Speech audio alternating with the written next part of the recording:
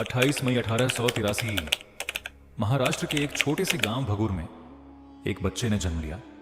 किसी को अंदाजा भी नहीं था कि यही बच्चा एक दिन ब्रिटिश साम्राज्य की नींद उड़ा देगा।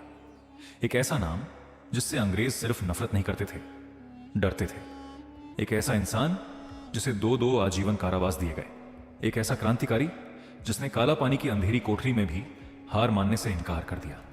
यह कहानी है वीर विनायक दामोदर सावरकर की। वो रात बहुत गहरी थी। अंडमान की उस काली कोठरी में एक इंसान अपनी उंगलियां दीवार पर घिस रहा था। कागज नहीं था, कलम नहीं थी, लेकिन उसके अंदर जो आग थी वो किसी भी तरह बाहर आना चाहती थी। अंग्रेजों ने उसके हाथों में हथकड़ियां डाल दी थी, पैरों में जंजीरें बांध दी थी, लेकिन एक चीज वो कभी कैद नहीं कर पाए। उसका दिमाग, उसके विचार, उसके अंदर जलती वो आग जो हर रात सिर्फ एक सपना देखती थी।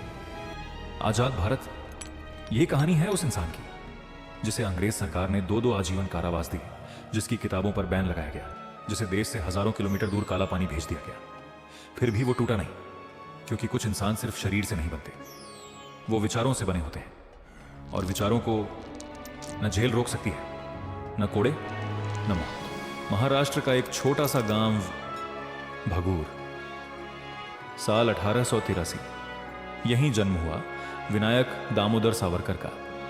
जब दूसरे बच्चे खेलते थे तब सावरकर शिवाजी महाराज की कहानियां पढ़ते थे। उनकी आंखों में बचपन से ही एक सपना था, अखंड स्वतंत्र भारत। लेकिन जिंदगी ने उन्हें बहुत जल्दी दर्द दिखा दिया। प्लेग ने उनका परिवार तोड़ दिया। कम उम्र में ही मां चली गई, फिर पिता भी। और उसी दर्द ने एक साधारण लड़के को आग में बदल दिया। वो आग जो न आंसुओं से बुझती थी, न वक्त के साथ ठंडी पड़ती थी। वो आग थी क्रांति की, देशभक्ति की और गुलामी को ठुकराने की। 1905 पूरा भारत बंगाल विभाजन के खिलाफ उबल रहा था। अंग्रेजों की हर नीति भारतीयों के सीने पर एक नई चोट थी। उस दौर में बोलना भी गुनाह था और अंग्रेजों के खिलाफ खुलकर खड़ा होना मौत को दावत देना था। लेकिन पुणे की एक गली में एक युवा छात्र ने विदेशी कपड़ों की होली जला दी। वो युवा था विनायक दामोदर सावरकर। यह सिर्फ कपड़े नहीं जले थे उस दिन, उस आग में जली थी गुलामी की स्वीकृति। सावरकर मानते थे कि अगर दुश्मन तलवार से हमला करे तो जवाब सिर्फ भाषणों से नहीं दिया जा सकता। और यही सोच उन्हें लंदन ले गई, जहां ज्यादातर भारतीय पढ़ने जाते थे। सावरकर वहां क्रांति की तैयारी करने गए थे। उन्होंने इंडिया हाउस को क्रांतिकारियों का गढ़ बना दिया। रात के अंधेरे में बैठकें होती, युवा तैयार किए जाते, हथियारों की बातें होती और भारत की आजादी की योजनाएं बनती। लेकिन फिर उन्होंने वो किया जिससे अंग्रेज सरकार सच में डर गई। उन्होंने एक किताब लिखी, 1857 का स्वतंत्रता संग्राम। जब पूरी दुनिया 1857 को सिर्फ सिपॉय म्यूटिनी कहती थी, सावरकर ने पहली बार उसे भारत का पहला स्वतंत्रता संग्राम कहा। उन्होंने लिखा कि 1857 सिर्फ सैनिकों का विद्रोह नहीं था, वो पूरे राष्ट्र की चीख थी, जहां हिंदू और मुसलमान एक साथ अंग्रेजों के खिलाफ खड़े हुए थे, एक साथ लड़े थे और एक साथ मरे थे।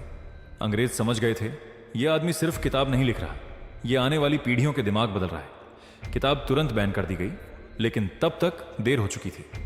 सावरकर के शब्द क्रांति बन चुके थे। उनकी किताबें छुप छुप कर भारत लाई जाती थीं। क्रांतिकारी उन्हें रातों में पढ़ते थे। भगत सिंह, चंद्रशेखर आजाद और अनगिनत युवाओं के दिलों में आजादी की आग और तेज हो चुकी थी। लेकिन फिर आया वो दिन जिसने सावरकर को इतिहास में अमर कर दिया।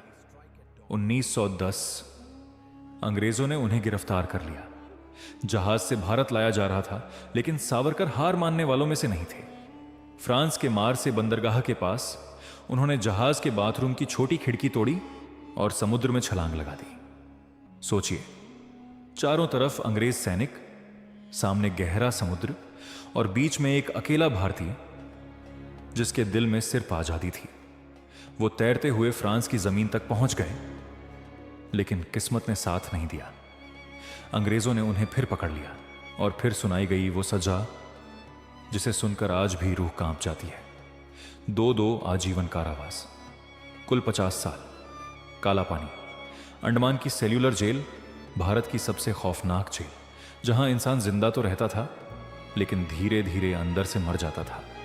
सेल्यूलर जेल की वो कोठरी जहां सूरज की रोशनी तक नहीं पहुंचती थी, जहां हवा भी घुटन लेकर आती थी।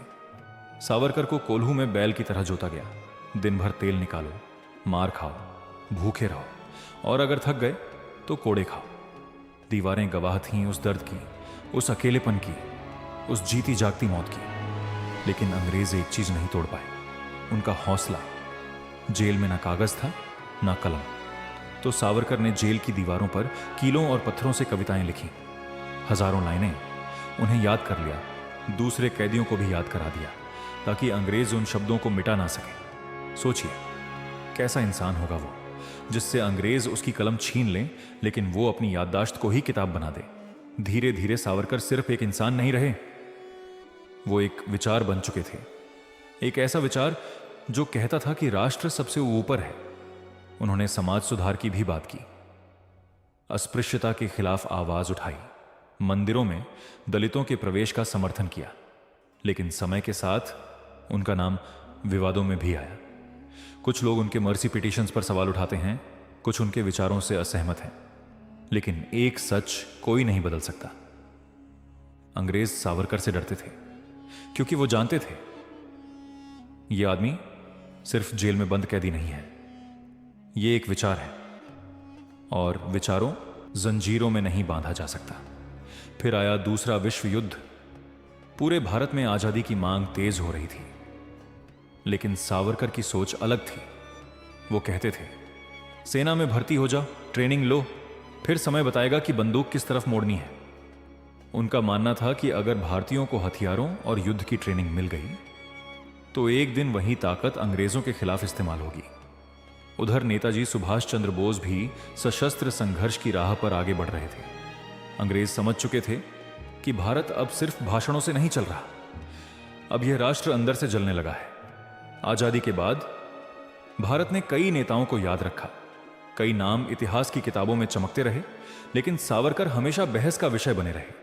किसी ने उन्हें वीर कहा, किसी ने विवादित, किसी ने उन्हें महान क्रांतिकारी माना, तो किसी ने सिर्फ राजनीति के चश्मे से देखा। लेकिन जो नहीं बदला वो था उनका बलिदान। वो 11 साल जो उन्होंने काला पानी में बिताए, वो कोड़े जो उनकी पीठ पर पड़े, वो अकेलापन जो उन्होंने उस अंधेरी कोठरी में सहा, वो किसी दस्तावेज में नहीं, इस मिट्टी की आत्मा में दर्ज है। आज भी अंडमान की सेल्यूलर जेल की दीवारें कुछ कहती हैं। उन दीवारों पर जहां उंगलियां घिसी गई थीं, जहां बिना कागज और कलम के एक इंसान ने पूरी कविताएं लिख दी थीं, वो दीवारें आज भी सावरकर की कहानी सुनाती हैं। कुछ लोग इतिहास पढ़ते हैं और कुछ लोग इतिहास बन जाते हैं। सावरकर उन लोगों में से थे जिन्होंने अपनी जिंदगी नहीं, पूरा अस्तित्व भारत माता के चरणों में समर्पित कर दिया। आज जब आप खुली हवा में सांस लेते हैं, जब बिना डर के अपनी बात कहते हैं, जब गर्व से भारत माता की जय बोलते हैं, तो याद करिए उन लोगों को जिन्होंने इस आजादी की कीमत चुकाई थी।